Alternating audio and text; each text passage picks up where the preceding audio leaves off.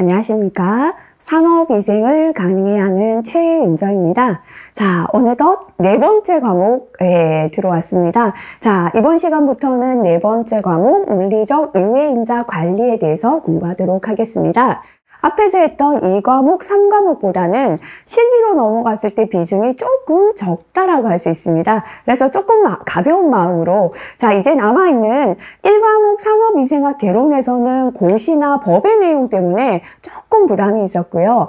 2과목, 3과목은 계산 문제에 대한 부담이 많았었죠. 이제 남아있는 4과목과 5과목으로 갈수록 실기에 대한 부담 조금씩 줄어든다 보시면 됩니다.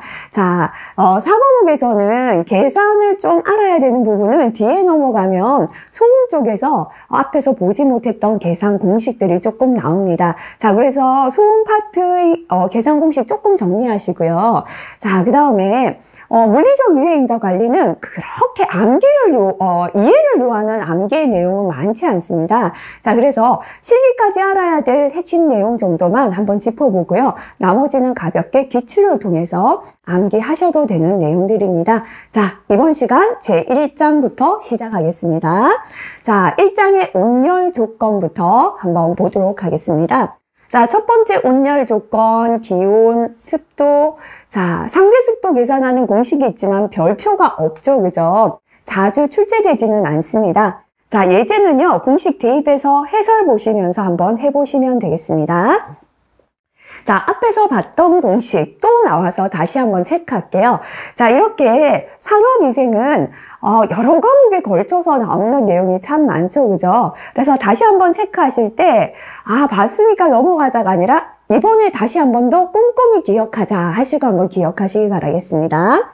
열 평형 방정식 또는 인체의 열 교환이 되겠습니다. 인체의 열 축적 또는 열 교환은 그죠? 대사열 또는 작업 대사열 해도 되겠습니다. 우리가 작업을 하다 보니까 발생되는 열이죠. 자, 요게 순서가요. 앞에서 할 땐 저 뒤에가 있었다, 그죠? 플러스 마이너스 R 복사이고요. 플러스 마이너스 C 대류였습니다. 자, 그 다음에 마이너스 E죠. 증발은 에너지를 뺏기는 과정이기 때문에 플러스는 없죠, 그죠? 자, 거기다가 만약에 2를 해서 에너지가 열이 손실되었다라고 나온다면 마이너스 한 1 해주시면 됩니다. 요거는 보통은 생략되고 나올 때도 많다라고 보시면 되겠습니다. 자, 지적온도하고요. 그 다음에 지적온도의 영향 이런 것도 스스로 한번 봐주시면 되겠습니다. 자, 그 다음에 고열장애와 생체 영향. 자, 여기에서 한번 보도록 할게요. 자, 우리가 고온에서 1차적인 생리적인 현상이 있고요. 2차적인 현상이 있어요. 시험에 넘어가면 둘 다 고온에 의한 생리적 현상은 맞지만 1차와 2차를 묻는 문제가 있기 때문에 구분하셔야 됩니다. 자, 그럼 1차가 뭔가 하면요. 더울 때 첫 번째 몸에서 뭐가 나죠? 땀이 나잖아요. 이런 게 1차적인 현상입니다. 그 다음에 두 번째 불감 발화는 뭐냐면 불감, 우리가 느끼지는 못하지만 피부에서 수분이 증발됩니다. 그죠? 그래서 이러한 피부에서의 수분 증발을 불감 발환이다 라고 합니다. 자, 그 다음에 온도가 올라가면 피부의 혈관은 확장되겠죠. 그죠? 자, 체표면적도 증가하고요. 더울 때는 호흡도 증가됩니다. 근육도 늘어나서 이완된다. 그죠? 이런 게 고온의 1차적인 현상이 되고요.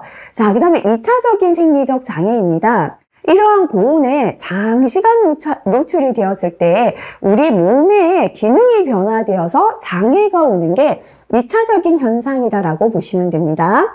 심혈관 장애, 심장 장애, 위장 장애, 신경계 장애, 그 다음 피부 기능 장애, 수분이나 염분 부족 등의 2차적인 현상이 생기게 되겠습니다.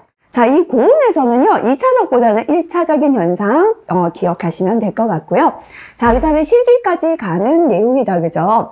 고열 장애 분류 한번 보도록 하겠습니다. 자, 고열 또는 고열이 발생되는 작업장에서 생기는 장애를 보면 첫 번째 열성발진, 열성혈압증이다 라고 하는데요. 열성발진, 그죠? 이게 우리가 땀이 많이 나거나 더울 때 여름에 땀띠 나죠, 그죠? 이 가장 흔히 발생되는 피부 장애인데요. 땀띠를 말합니다. 그래서 열성 발진, 땀띠가 된다. 그죠? 한선, 땀샘의 염증이 생기고 피부에 작은 수포를 형성하는 현상이 되겠습니다. 자, 그 다음에 두 번째, 이렇게 땀띠, 열성 발진해서요. 그 다음 조금 강도가 올라가면 열쇠약이 되겠습니다.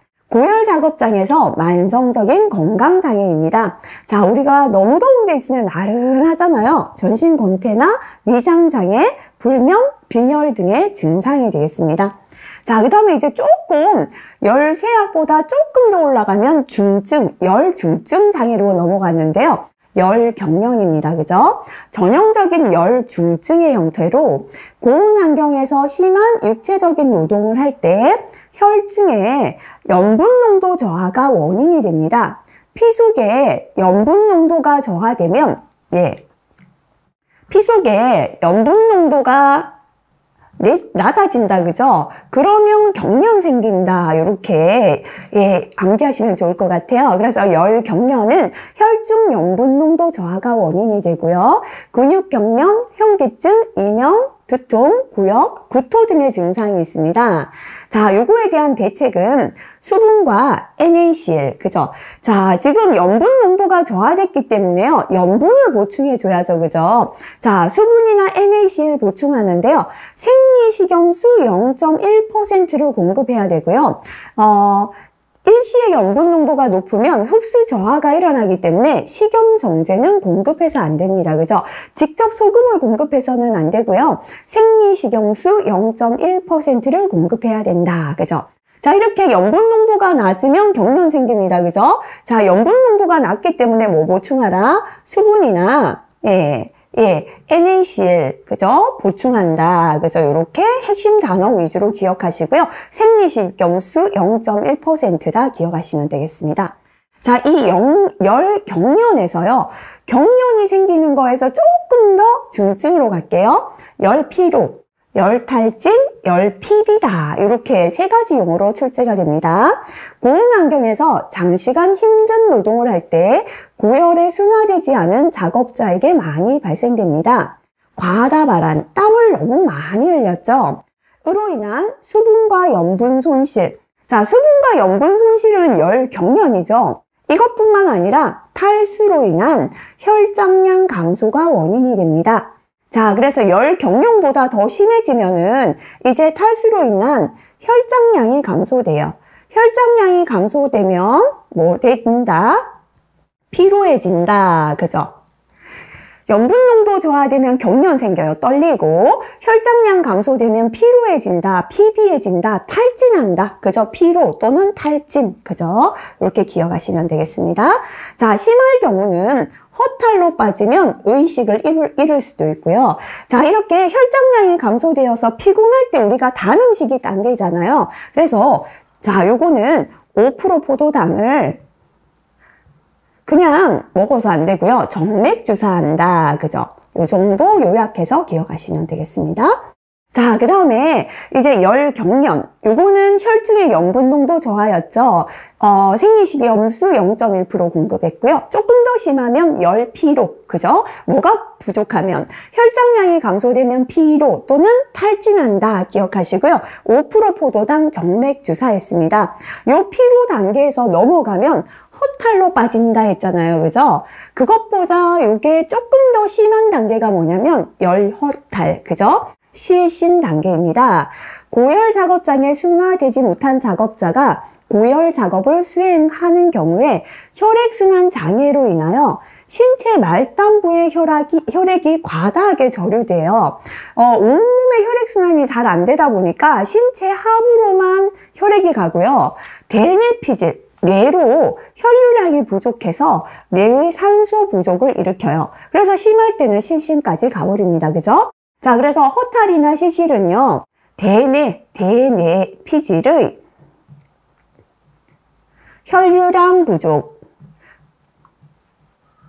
부족할 때, 자, 머리에 피가 적게 돌면 뭐 한다? 허탈해서 실신한다. 이렇게 기억하시면 됩니다. 그죠? 그래서 대뇌피질, 뇌의 혈류량이 부족하면 허탈해서 실신한다. 기억하시고요. 자, 저혈압, 뇌의 산소 부족으로 실신이나 현기증을 느끼고요. 대책은 시원한 그늘에서 휴식을 하고 염분과 수분을 경구로 보충, 입으로 먹으라는 겁니다. 그죠? 그래서 요거는 어떻게? 실신했을 때 염분하고 수분을 경구 보충한다. 그죠? 자, 그래서 요거 세 가지 정도 이렇게 핵심 차이, 예, 비교해서 세 가지 기억하시면 좋고요.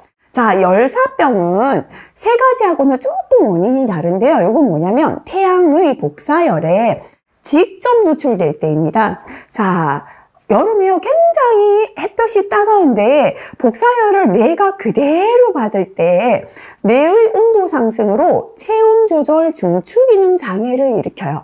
그래서 햇볕에 우리가 이렇게 고온의 햇볕에 있을 때 모자 써라고 하는 거는요, 얼굴이 타지 않은 것도 있지만 이렇게 햇볕에 태양의 복사열에 뇌가 직접 노출이 장시간 되면 뇌의 온도가 올라가요. 그러면서 우리 몸의 체온을 조절하는 중추 기능 장애를 일으켜버립니다. 그래서 열사병은 상흔까지 갈 수 있는 중증 질환이 될 수 있는 거죠. 자, 그래서 이 몸의 온도가 올라가면요, 체온 조절 중추에서 열을 떨어뜨려 줘야 되는데 이게 고장이 나버리니까 체내에 열이 축적되는 게 문제가 됩니다. 자, 중추신경계의 장애인데요. 신체 내부의 체온 조절 계통이 기능을 잃어서 발생하고요. 자, 전신적인 발환정제입니다. 우리가 더울 때 땀이 나는 이유는 뭐냐면요, 땀을 통해서 열을 배출해서 체온을 낮추기 위한 거예요. 근데 더운데도 불구하고요, 땀이 나지 않아 건조합니다. 왜냐? 체온 조절 중추 기능 장애가 발생되니까 지금 굉장히 더운데도 땀으로 열을 배출하지를 못하는 거예요. 그래서 피부는 땀이 나지 않고 건조하고요. 직장 온도가 상승합니다. 이건 뭐냐면 직장 온도다라는 건 한문에 직장 끝에 체온을 재는 겁니다. 자, 우리가 몸의 온도가 너무 추워지면 직장의 온도는 약간 올라가서 체온을 조절해 주려고 해요. 하지만 계속 추운 데에 노출이 되면 그냥 직장 온도는 낮아져서 위험해집니다.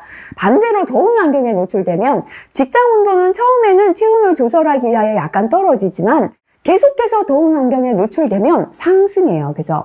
40도 이상의 직장 온도까지 올라가고요. 체열 방산을 하지 못하여 체온이 41도에서 43도씨까지 상승할 수 있고 혼수 상태에 이를 수 있습니다.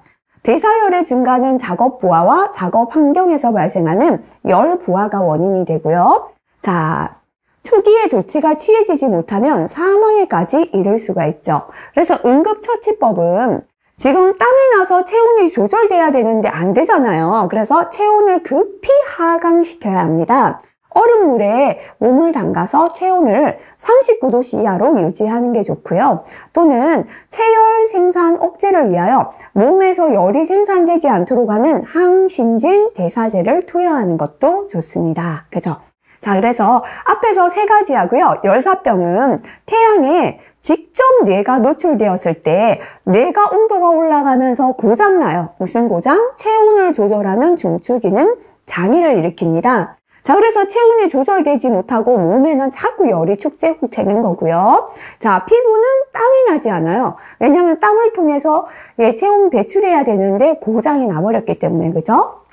자, 대책은 뭐다? 체온을 급히 하강해줘야 되는데요. 얼음물에 몸을 담가서 체온을 내려주는 게 대책이다. 응급처치법이다. 이 정도 기억하시면 되겠습니다.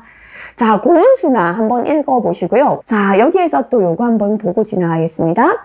고열 측정 및 평가. 요거는 작업환경 측정에 대한 노동부 고시의 내용이 되겠습니다. 그죠? 자, 많이 했죠. 그죠? 습구, 흡구, 온도지수, WBGT가 되겠습니다. 온도라서요, 단위는 도시로 나타냈죠. 근로자가 고열 환경에 종사함으로써 받는 열 스트레스 또는 위해를 평가하기 위한 도구로서 기온이나 기습, 복사열을 종합적으로 고려한 지표, 그죠? 요거를 습구, 흡구, 온도 지수다라고 합니다. 자, 평가할 때 고려사항 요건 한번 보고 지나가 주시고요. 고열의 측정 및 평가 요거 한번 보고 지나갈게요. 고열의 측정은 기온, 온도가 높아도 우리가 덥죠. 기습, 습도가 높아도 그렇고요. 흑구 온도 인자들을 고려한 습구, 흑구 온도 지수로 고열을 측정한다. 그죠? 요거는 알고 계셔야 되는 내용이고요. 자, 그 다음에 측정 주기 보겠습니다. 자, 지금 별표가 없는 건 지금까지 시험에 별로 안 나왔지만 그래도 이렇게 작업 환경 측정의 고시는 중요하기 때문에요. 읽으면서 나올 수 있는 부분은 또 조금 기억할게요. 사업주는 고열 작업의 근로자를 종사하도록 할 때는 얼마마다 한 번, 6개월에 한 번씩 정기적으로 뭐를 측정해야 합니까? 고열의 측정은 습구, 흑구, 온도지수 WBGT였다. 그죠? 요거를 측정한다. 나왔습니다. 자, 그러면 측정하는 기기의 조건 볼게요. 기온과 기습은 몇 도 이하 간격으로 측정하는가 하면요. 0.5도 이하 간격으로 측정이 가능한 온도계나 동등 이상의 기기를 사용합니다. 자, 요거는 기온하고 기습이다. 그죠? 흑구 온도는 직경이 5cm 이상 되는 흑구를 사용하되 5도 이하의 그죠? 간격으로 측정이 가능한 온도계나 동등의 기기를 사용해야 됩니다. 자, 다시 한번 보면 기온과 기습은 몇 도 이하 간격? 0.25도 이하 간격으로 측정이 가능한 온도계 써야 되고요. 흑구 온도는 직경이 얼마 이상? 5cm 이상 돼야 되고, 자, 0.5도 역시나 동일하죠. 이하 간격으로 측정이 가능한 온도계 사용해야 합니다. 자, 측정 방법, 측정 시간은 앞에서 살펴봤는데요. 일단 측정 방법은 우리가 앞에서 공부했던 내용 다시 한번 체크하겠습니다. 습구, 흑구 온도 지수의 측정은 대상 근로자의 어디에서? 작업 행동 범위. 작업 행동 범위라는 건 근로자가 주로 작업하는 작업 범위를 뜻하죠. 그죠? 내에서 주 작업 위치의 바닥면으로부터 얼마 이상? 50cm 이상. 얼마 이하? 150cm 이하 위치에서 실시합니다. 자, 기온과 기습은 기기의 안정을 고려하여 기온, 기습, 그죠? 설치하고 몇 분 이상 기다리는가 하면요. 5분 이상 기다린 다음에 측정합니다. 흑구 온도는 흑구 직경이 15cm 이상일 때는 25분 이상, 흑구 직경이 7.5cm 7.5거나 5cm일 때는 5분 이상 기다린 후 측정합니다. 자, 요거 별표 한번 해보겠습니다. 자, 예전에는요, 요게 지금 고시의 내용이 바뀌었거든요. 바뀌기 전의 내용 굉장히 자주 출제가 되었습니다. 근데 현재 변경이 되고는 출제가 안 되었지만 그래도 나올 수 있는 문제다라고 보겠습니다. 자, 그럼 다시 한번 정리하면요. 온도와 습도, 기온과 기습은 기기가 안정되기를 고려해서 설치하고 바로 측정하는 게 아니고 5분 이상 기다린 다음에 측정을 하고요.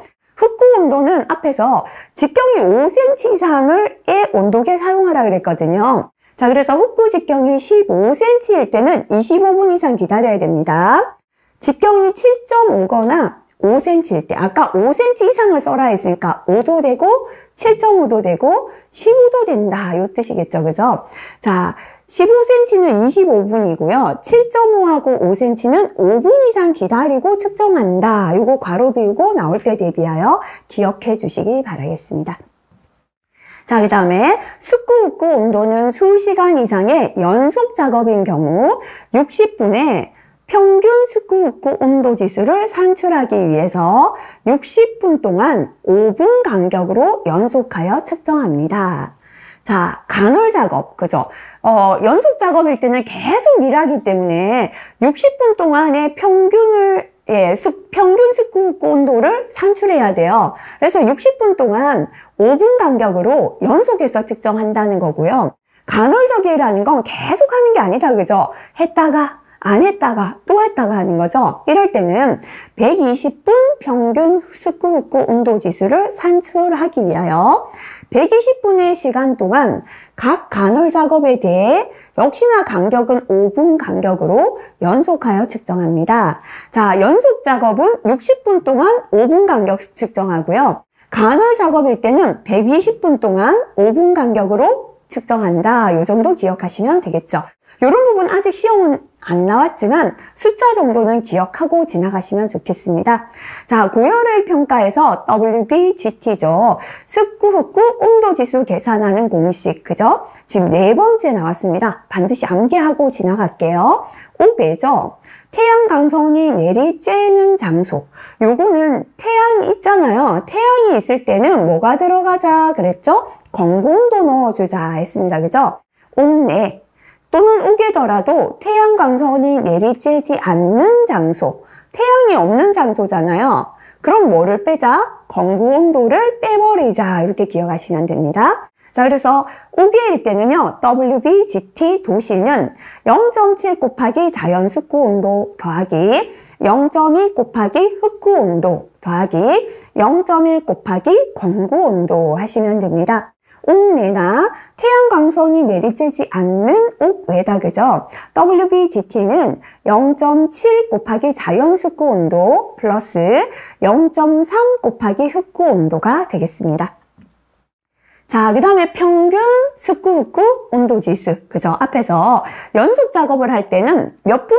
60분의 평균을 구하고요. 간헐 작업일 때는 몇 분? 120분에 대한 평균 습구, 흡구, 온도지수를 구한다라고 했죠.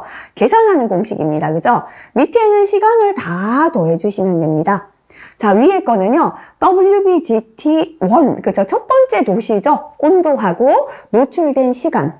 두 번째 온도에 노출된 시간, 마지막 온도에 노출된 시간 다 더하셔서 시간으로 나눠주시면 되겠다. 시간의 합이다. 그죠? 자, 그 다음에 이것도요, 1과목에도 나왔고, 앞에서 여러 번 나왔지만, 자, 별표가 하나 정도 붙었기 때문에 지나갔는데요. 한 번만 더 볼게요. 고열 작업장에 노출될 수 있는 기준 WBGT가 되겠습니다. 자, 요 두 가지 정도가 보통 잘 나옵니다. 연속 작업일 때 가벼운 경작업, 그죠? 여기에서 경작업은 밑에 설명이 있습니다. 요것도 함께 기억하셔야 됩니다. 가벼운 경작업은 시간당 200kcal까지의 열량이 소요되는 작업을 뜻합니다. 자, 그 다음에 중등 작업이다, 그죠? 시간당 200에서 300kcal 열량이 소요되는 작업이 되고요. 중작업, 격심작업, 힘든 작업이다, 그죠? 시간당 350에서 500kcal 열량이 소요되는 작업을 뜻합니다. 자, 그래서 연속 작업일 때 경작업, 중등작업, 중작업 순서다, 그죠? 30, 26.7, 25. 일이 힘들수록 고열에 노출될 수 있는 작업장 온도는 시원해져야 돼요. 힘들기 때문에, 그죠? 자, 75% 작업하고요. 25% 휴식한다. 요거보다는 요게 좀 힘들기 때문에 휴식 시간 들어가는 거잖아요. 그죠? 30.6, 28, 25.9. 그죠? 자, 요 두 가지 정도는 값을 한번 암기하고 넘어가시면 좋을 것 같습니다. 넘어갈게요. 자, 그래서 예제 요거 한 개 풀어볼까요? 현재 시간당 150kcal 열량이 소모되는 작업을 합니다. 그죠? 시간당 150kcal는 200칼로리 이하잖아요. 그럼 무슨 작업에 해당된다? 금방 봤던 경작업에 해당되겠다. 그죠? 실내 작업장입니다. 실내다라고 주어졌어요. 다음 온도 조건에서 시간당 작업 휴식 시간비로 가장 적절한 것은 표에서 고르면 됩니다. 그죠?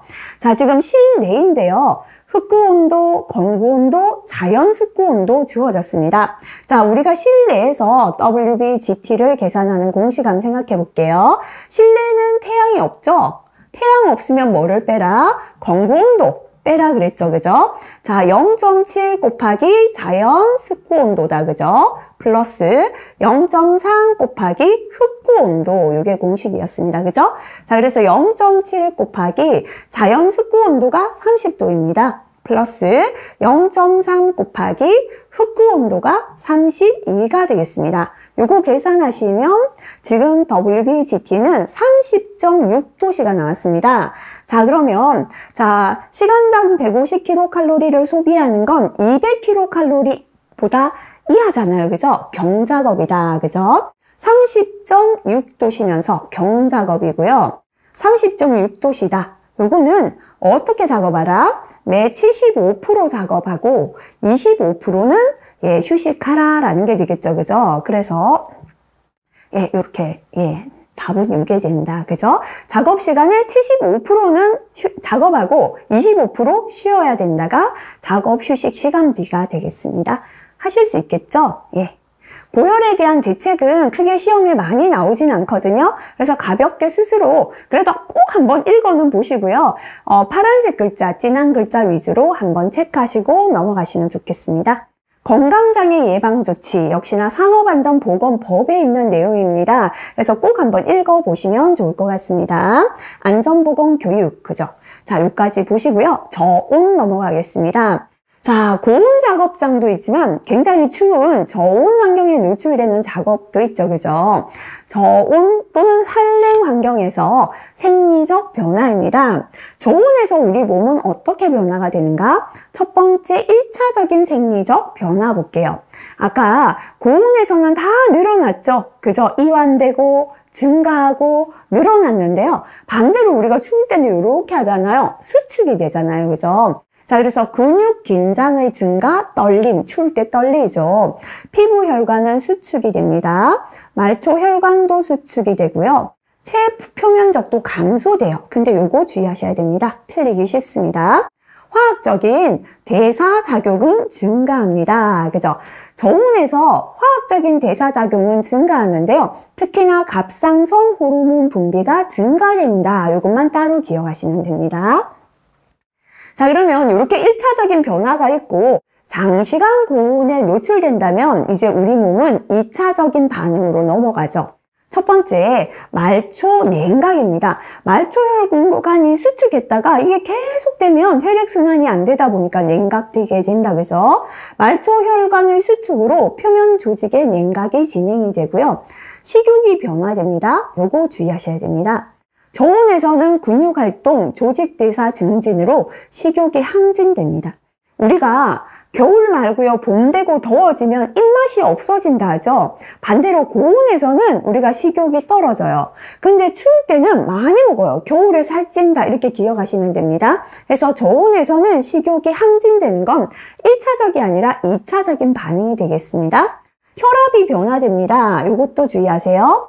혈압은 일시적으로 상승합니다. 그래서 요거는 문제 잘 보셔야 됩니다.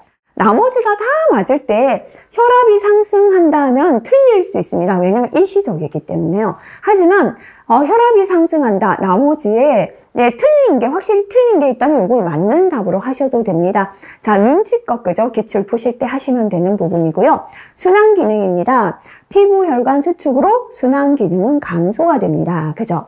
자, 이렇게 저온에서는요, 대부분 수축이 되고 감소가 되는데 1차적인 현상으로 화학적 대사작용 증가, 그죠? 갑상선 호르몬 분비가 증가되고요. 2차적인 반응으로 혈압은 일시적으로 상승되고 식욕이 항진된다. 요거 두 가지 주의하시면 되겠습니다. 자, 이번에 또 시험에 알아야 되는 건 한랭 환경에서는 어떠한 건강 장애가 있는가? 아까 고열의 장애 봤죠, 그죠? 자, 한랭 환경에서는요, 첫 번째 전신 체온 강화입니다. 저체온증이다라고 하죠. 온몸의 체온이 떨어지는 거죠, 그죠?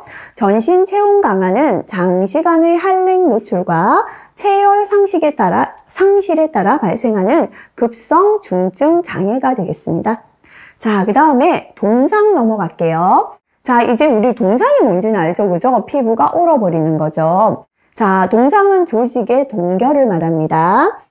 이론상, 피부의 이론상 동결 온도는 약 마이너스 1도씨 정도가 됩니다. 저온 작업에서 특히나 손가락이나 발가락 등의 말초 부위는 피부 온도 저하가 가장 심하게 생겨요. 그래서 동상 걸린다면 말초 부위, 손가락, 발가락에 잘 생기는 거죠. 자, 요거는 필기에 잘 나옵니다. 발가락은 12도씨에서 시린 느낌이 있어요. 그래서 얼기 전에 우리 겨울에 발가락 시리다 하죠. 영하가 아닌 12도씨에서도 시린 느낌 생기고요. 6도씨만 되어도 아픔을 느낍니다. 자, 그 다음에 피부의 빙상 온도, 피부가 어는 온도는 0에서 영하 2도씨 정도가 되겠습니다. 여기서 실기까지 알아야 되는 내용은 동상의 구분이 되겠습니다. 첫 번째 제1도 동상은 발적이에요. 빨갛게 되는 거, 그죠? 가렵고요. 혈관 확장으로 국소 발적이 생깁니다. 자, 그 다음에 제2도는 동상인데요. 수포, 물집이 생기고요. 염증이 생기는 2도 동상이 되겠습니다. 수포와 함께 광범위한 삼출성 염증이 생깁니다. 자, 그 다음에 제3도 동상은 조직이 괴사, 괴저가 생겨요. 자, 3도로 넘어가면 심부 조직까지 동결이 되어서 조직의 괴사로 인한 괴저가 발생합니다. 자, 그래서 제1도 동상은 발적, 그죠? 혈관 확장으로 인한 발적이 생기고요. 2도 동상은 수포 형성과 함께 염증이 생깁니다. 3도 동상은 조직이 괴사되고 괴저가 생긴다. 기억해 주시기 바랍니다. 자, 요거 한번 보고 지나가겠습니다. 참우족, 참수족, 침수족 다 비슷한 말이에요. 자, 그죠? 뭐냐면요. 한랭 환경에 장기간 노출됨과 동시에 발이 문제가 되는 겁니다. 지속적으로 습기나 물에 잠길 때 한랭한 환경에 노출이 되면서 이 발이 물에 잠겨버리면 장애가 생기죠. 여기서 참우족, 참수족, 침수족 비슷한 건데요. 침수족이 물속에 완전히 침수되었다. 이게 참우족보다 노출 시간이 더 길 때 발생되는 장애다. 요 정도 보시면 되고요. 지속적인 국소의 산소 결핍이 원인이 되고 모세혈관 벽이 손상되어서 발이 붓고 부종, 자결감, 가려움, 심한 동통 등이 나타나고요. 수포나 개형이 형성될 수도 있습니다. 침수족이나 참우족은 발생 조건이 거의 유사해요. 왜냐면 그죠? 한랭 환경 또는 발이 습기나 물에 잠길 때 생기니까요. 임상 증상과 징후도 거의 비슷하다 보시면 되겠습니다. 참고해서 요거 볼게요. 지당자람증, 지당가사증이라고 나옵니다. 요거는 울혈로 손이나 발가락이 차고 파리해지는 증상을 뜻해요. 그래서 우리 한랭한 환경에서 손발이 차고 파랗게 되는 게 지단자람증, 지단가사증이다. 이렇게 보시면 되겠습니다. 자, 한랭에 대한 대책도요. 스스로 한번 읽어봐 주시고 특별히 그렇게 어려운 내용은 없거든요. 하지만 전체적으로 꼭 한 번은 읽고 파란색 글자 위주로 체크하시고 넘어가시면 되겠습니다. 자, 1장 굉장히 수월하게 넘어왔죠. 그죠? 그래서 정리하기 굉장히 좋은 장입니다. 제가 집어드린 정도만 충분히 보셔도 예상 문제 풀이가 가능하실 것 같습니다. 반드시 전체적으로 한번 읽어보시고요. 자, 실기까지 갑니다 했던 내용은 다시 한번 체크해서 암기하시고요. 예상 문제까지 꼭 풀어보실 것 권해드리겠습니다. 이번 시간 수고하셨습니다.